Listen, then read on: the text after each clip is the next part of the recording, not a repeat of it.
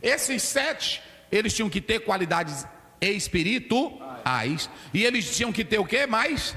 Não só qualidades espirituais, mas boa reputação. Porque tem crente, irmão, que você vê ele, língua estranha, ele estrala. No culto chega, você fica, é mistério. Tem deles que fica, mistério, mas não paga a conta nem que mate. É assim ou não é?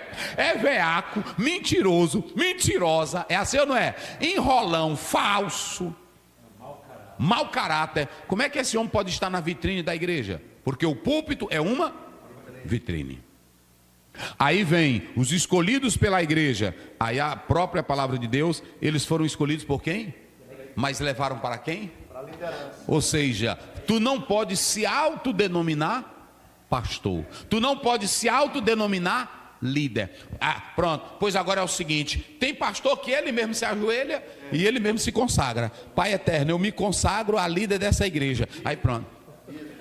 Eu me consagro a bispo. Irmão, onde é que isso existe, rapaz? Irmão, a bagaceira do inferno está grande no meio dos evangélicos. Tá ou não tá?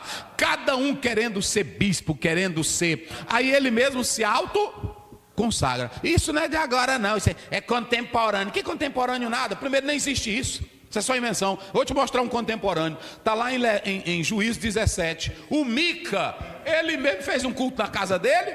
Ele mesmo criou um altar. Ele mesmo criou o Deus dele. E ele se consagrou dentro de casa. A mãe disse, meu filho, vou fazer um Deus. Me dá o dinheiro que tu roubou, ladrão. O pastor Mica. Pastor Mica era o quê? Ladrão. Irmão, tem muito ladrão. Consagrado. A mãe dele mesmo. A mãe dele era bispa, consagrou ele, não foi? Ele se consagrou. Aí passou outro sacerdote dos danitas.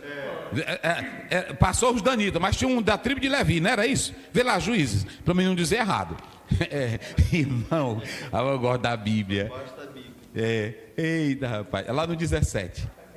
Vai rapidinho. O homem da montanha de Efraim, cujo nome era Mica, o qual disse a sua mãe as 1.100 moedas de prata. Pode passar, é dos levitas. Isso aí eu já falei. É o que vai passando. O levita.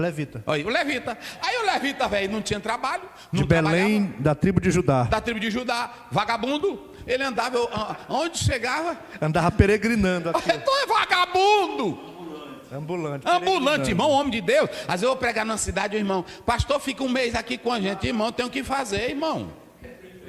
É assim? Eu não sou vagabundo. Aí, irmão, quando você vê um homem passar um mês fora de casa, sem mulher, oh meu Deus, eu estou fazendo a obra de Deus. O John Wesley, o casamento dele não prestou, porque ele priorizava. Irmão, tem muita coisa que a gente tem que estudar. John Wesley, tem muita história boa dele, mas eu fui lá e eu não vi nada da mulher dele. Quando você chega no George Miller, tudo tem da mulher dele, ele mais ela, foto com ela. E eu perguntei para a senhora lá do museu, cadê a mulher do John Wesley? Aí ela disse, não, ele não vivia bem com a esposa. E a esposa dele acusava ele de quê? De namoro, mandar cartinha para as mulheres. Sei não. Eu estou aonde? Aprovado pela liderança. Tem que ser aprovado pela liderança. Quem foi que escolheu? Porque quem tem que escolher é o... Porque quem é que sustenta pastor?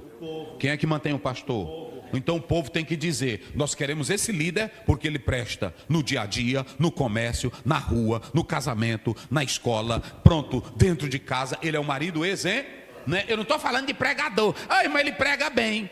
Pronto, o diabo prega também. A primeira hermenêutica quem fez foi o diabo, mesmo errada. E quando vai com Jesus, Salmo 91, ele cita ou não cita? Tudo errado, mas citou a hermenêutica. Pronto, o diabo é teólogo, irmão. O diabo é teólogo, é pregador. Pronto. E outro ainda é crente, já falei para vocês. Escolhidos pela igreja, mas aprovados por quem? Aí eles, quando escolheram, levaram para quem? Pedro, vai dizendo o nome aí. E os apresenta... Estevão. Olha, aqui está o Estevão. Esse aqui, Pedro, cabra velho bom. Para os 12. Olha, esse aqui, cheio de fé. Cheio de fé do Espírito Santo. Oh, rapaz. Felipe. Aí, aqui é o segundo, está aqui o segundo. Felipe. Pastor Pedro, está o segundo. Felipe. Prócoro. Cabra velho bom. Felipe aqui é bem casado. Tem uma família bonita. Está lá em Atos 21, as meninas profetizam. Ei, a casa dele é de bênção, né? O Felipe, velho. Isso aqui paga a conta, viu, Pedro? Felipe paga a conta, vai. Prócoro, Ô, Prócoro. Aí pronto, isso aqui é o Prócoro, gente boa. Isso aqui é crente, cheio de fé, do Espírito Santo, vai. Nicanor, Nicanor, velho, rapaz, isso aqui é gente boa, cheio de Deus, cheio de fé, é homem de caráter, vai. Timão, gente boa, vai. Pármenas, Crente também, cheio de fé, vai. Nicolau. E Nicolau. 7 homens que a igreja dava testemunho. Ó, homem, olha para cá. Homem que a igreja não dá testemunho dele, não bote no ministério, pastor. A igreja era quem aprova. Não é o pastor quem aprova. Quem é que aprova? O pastor só apresenta a quem?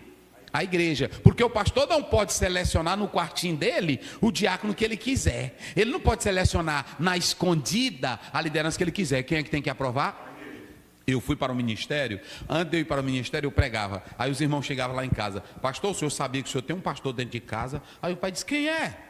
É de seu filho, Oziel. O irmão não conhece o Oziel como pastor. Mas é porque eu ia para os cultos no interior e tudo. Aí eu pregava e visitava os crentes. Aí os crentes chegavam. Eu me lembro uma vez, num domingo, uma velhinha na igreja pegou um papel e disse: pastor, o senhor não bota seu filho para pregar, porque o pai era duro. Aí pronto. Aí botou o papelzinho. Depois do culto, ele jogou, amassou e jogou. Aí depois eu vi o papelzinho.